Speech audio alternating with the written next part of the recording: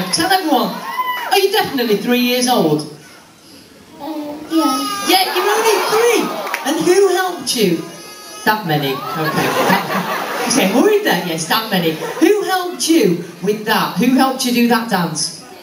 I don't know. Oh no! All right then. Who helped you get ready? Who put your clothes on and made your collar look nice and smart like that so you look cool? Yeah.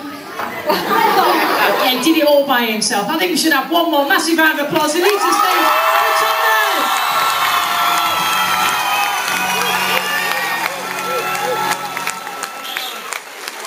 Oh, there we go. Thomas, you make your way back into the audience. There you go. Josh, that's for you. And of course, we've got one for Thomas as well. Let's hear if Thomas makes his way up to the stage.